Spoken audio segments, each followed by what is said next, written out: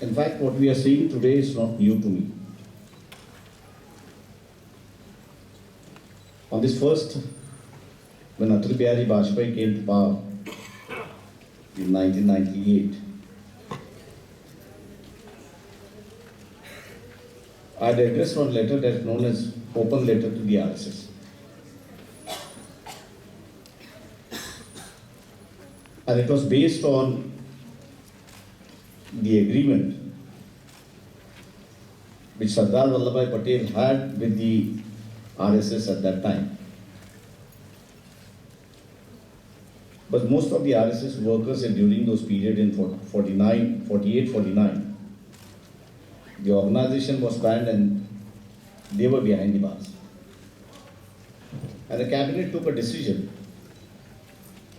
that since on 26th of January 1950 we are going to become a sovereign, there shouldn't be any political prisoners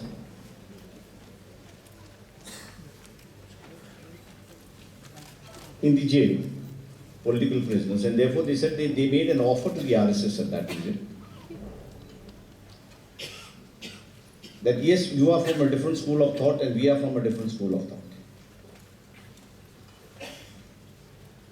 Because at each step when the Constituent Assembly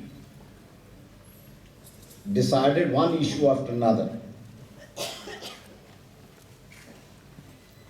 the RSS would come out with their own statement saying that they would disagree with it. And therefore Sardar Patel formulated at those periods 4 issues, which was core, I think so. One, he made that the Constitution of India is the core. Second, he made the Indian national flag as the core issue.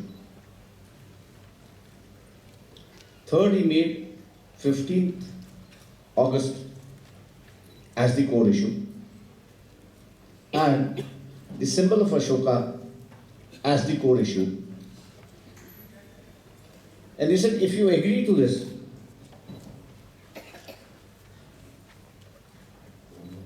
then only we will release you. The RSS agreed, and there was a government GR taken out in October 1949, wherein all these 3 things are mentioned. And they said this is an agreement between the Government of India and RSS, wherein the RSS has agreed to accept the Indian Constitution, to abide as 15th August as the day of independence, and the Ashoka symbol will be the symbol of the nation. I'm giving this background only because of a simple reason that many of us are believing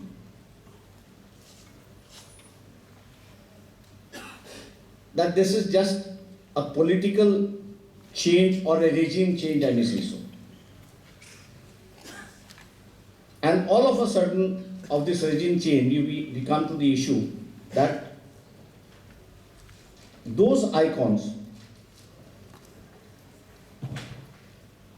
who are going to be the core issue in this ideological transformation from a democratization of a society to the old but in a new form of a Manuvadi system, they will have to overcome these icons. And therefore, to overcome these icons, they have started a process, the RSS has started a process of saying that we are not only believers, but we are also going to be followers.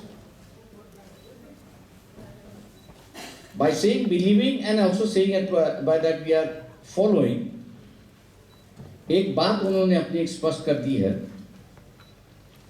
कि हम इनके आप खिलाफ नहीं है।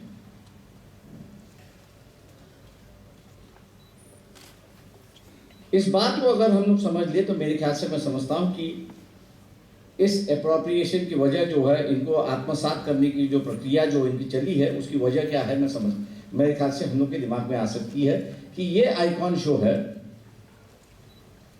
ये icons किन किन मुद्दों के लिए लोगों के दिमाग में बैठे हैं, और यही आइकॉन्स को लेके अगर यहाँ की मूवमेंट अगर चलती है, if movement are started on the basis of what these icons have preached and what have established, then it will not be a one-way traffic as we see today. Today it's the RSS which is speaking and we are reacting to it. And therefore, what is the other side? What is the fundamental side? That fundamental side has not been brought into the picture. Many of us have accepted it. Many of us have accepted that we say that, okay, we have a liberty, and therefore we behave in whatever manner we like, only with the notion that my behavior should not offend the others. This is what we believe, and this is what we have lived with. But the notion of liberty, which the RSS is preaching or they would like to bring about, is clip your wings. And clip your wings on the basis of limiting it only in the field of religion. And therefore the best way, if I may say so, as to why the appropriation is started, is I think so we have to look at both the ideologies, what the RSS stands for and what Dr. Ambedkar stood for. Mr. Ashok Dhawale will deal with Shivaji icon. The first major difference is Dr. Ambedkar spoke of annihilation of caste. He said unless the caste is annulled, no nation can be born. If you look at RSS ideology on caste, they say no, the caste has to remain, the Varna system has to remain. Once you say the Varna system has to remain, then the hierarchy has to be remain. And if you see the recent move which they have made, and which I think so we have not made a capital of it, and I am speaking as an activist. We have not made a capital of it. And what is the most important right, I may say so, where we protect our liberty, and what the Indian Constitution has given, many things I may say so, one of the best important things which the Indian Constitution has given to any Indian citizen is the right to vote. It's the right to vote. By giving every Indian who's above 18 years the right to decide as to who's going to rule him,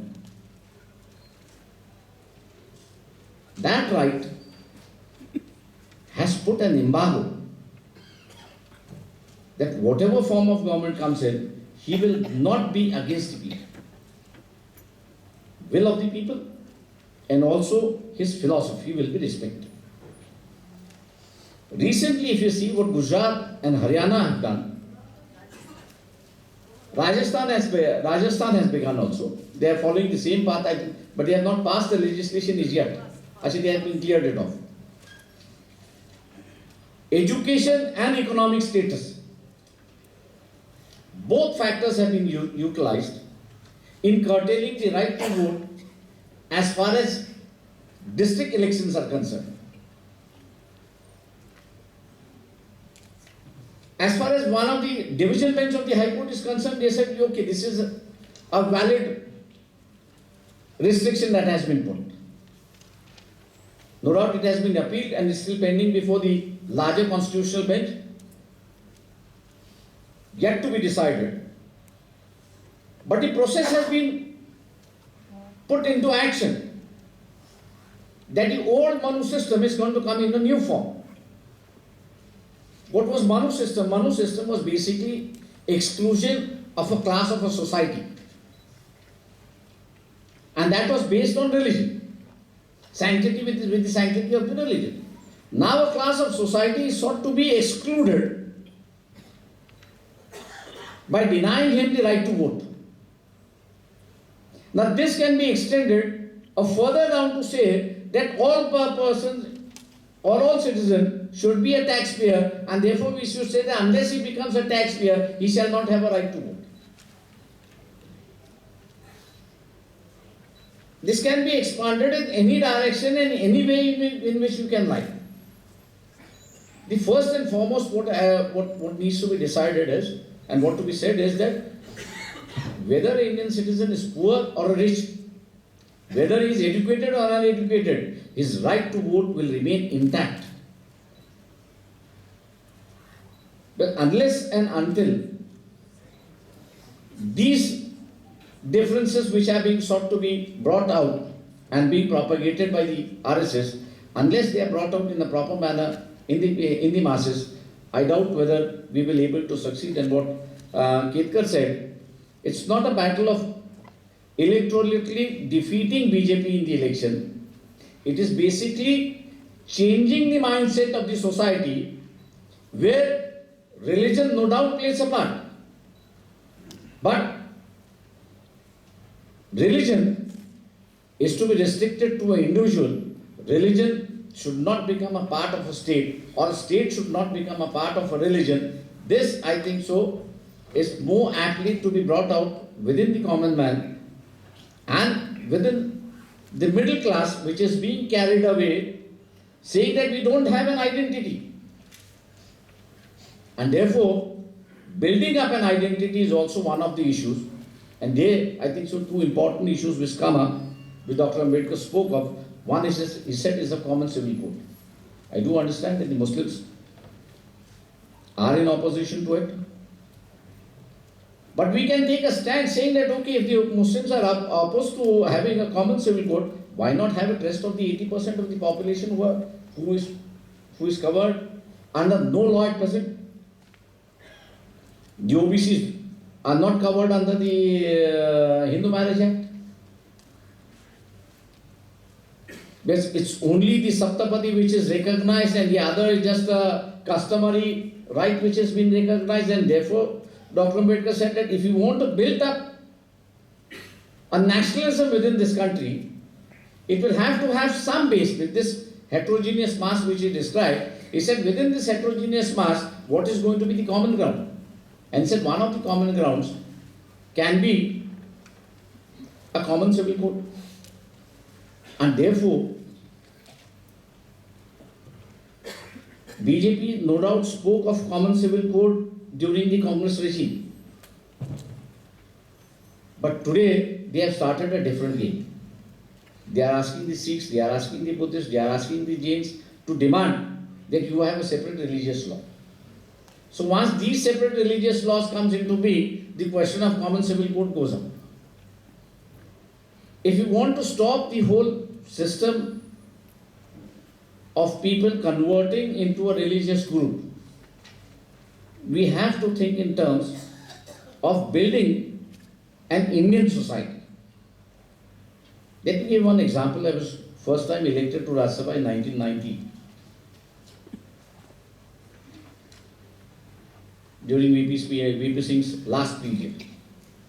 There was an election, Congress government was elected. Shankaracharya was the Home Minister. He asked me to choose the Home Ministry as the consultative committee at that time. I attended 2 meetings, I just kept quiet. And he asked me, you are keeping quiet? I said, yes. I said, I do not know whether I am going to address an Hindu official or whether I am going to address an Indian official. He said, what do you mean? I said, I have a simple question. The demography of Kashmir tells me that within Hindus there are different castes also. It is only one caste which has come out. Why the other castes are still in Kashmir? And if only one caste has come out, I said, what is the logic behind it? I still don't understand, and therefore I'm just going to sit and listen to all speeches that are going to be made, and I'm not going to contribute anything. What I want to make a point is that the BJP is trying to convert the mass into a Hindu mass. We will have to see that we give an ideology or an issues where we build up an Indian mentality as such. And unless and until Indian mentality, alternative of an Indian mentality is put before, I am doubtful whether we will able to beat these forces which are there. Second one which I think so is most important is how we are going to democratize religion itself.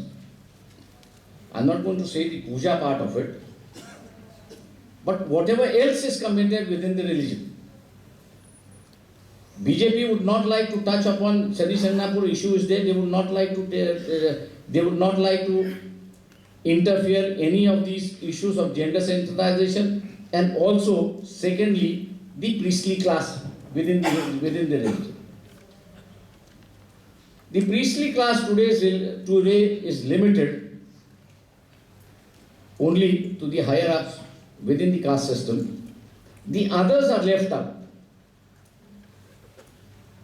Our agenda should be, because Dr. Ambedkar spoke of that, when before conversion he had a meeting of all these sadhus and other things, and where he said that the religion need to be reformed on the lines of social issues, and that was turned down.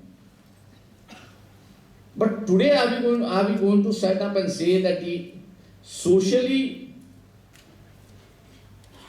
caste who have been left out of this priestly class, whether they are going to be a part of it, and whether there is going to be empowerment. And empowerment in this country means that you have to pass a legislation saying that the caste will not be, the priesthood shall not be limited to a particular community, but it will be open to all, and whatever system needs to be developed, I think so that's a later issue. But that is one area, I think so, where appropriation of Dr. Ambedkar will be difficult if you put it in a proper manner and in a proper time also. The second is, we have to say that we only use the word, we say save democracy. So democracy is two types. One is parliamentary democracy and the other is presidential democracy.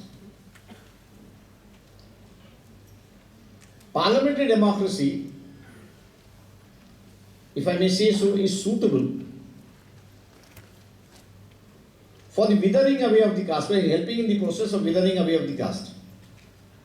But if you take up the presidential system of democracy, then the presidential form of democracy helps in building up the caste system, strengthening the caste system, maintaining the caste system.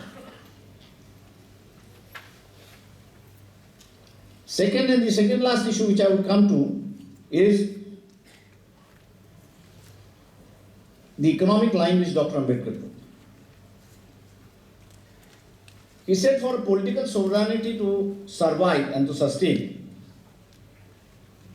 he said the country should have an economic sovereignty also. And he defined that economic sovereignty will be maintained only if the country's lifeline, economic lifeline, is within the control of the government. BJP, if you see, is totally for opening up the economy and thereby putting a blame, and if I may say so, saying that the capitalist class which we have in this country is being a hindrance to the industrial development of this country, and therefore we should allow multinationals in this country. The BJP is caught in a dichotomy that to maintain the caste hierarchy or the new form of Manuvad which they want to bring in, whether to rely on the Indian capitalist or to rely on the foreign capitalist. As of today we see the reliance is more on the foreign capitalist rather than on the Indian capitalist. Lastly, I will come across is the question of death penalty. On the 9th of August 1949, in the Constituent Assembly, Dr. Ambedkar said that we should do away with death penalty.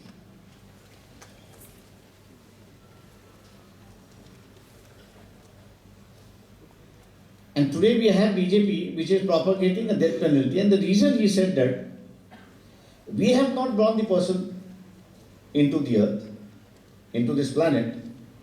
If we have not brought a person into the planet, who has given us a right to take away his right? If he has committed any wrong, what should be restricted is that his liberty should be restricted. And he said if his liberty is to be restricted, then you can keep him in jail as long as you wish. But no government of the day, he said, should have the right to terminate a life of a living person. And BJP, if you say, is now advocating a death penalty for any small actions which has been taking place.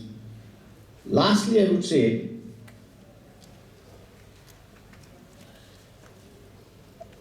is in relation to foreign policy.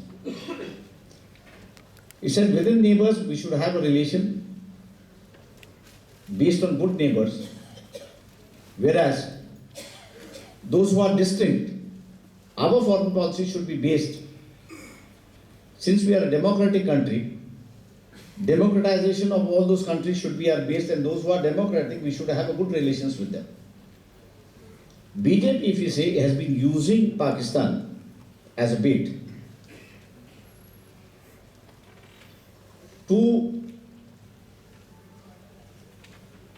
raise the feelings of the Hindus, and therefore on these grounds I think so, if we are able to put across Dr. Ambedkar in a proper perspective, I am of the opinion that it would be very difficult for BJP to counteract and to react also. And there we would not be speaking in terms of how many votes we are going to capture, but in terms of people ideologically and mentally changing a different stand, saying that this is what is right and this is what is right, this is what is right and this is what is wrong. I think so we give them a chance to correct their own line of thinking. The middle class which was spoken of by Mr. Kerkar, I think so that class needs an alternative thought to be projected before them. And I do hope that this forum will work in that direction. I thank them for giving me an opportunity of speaking. Thank you.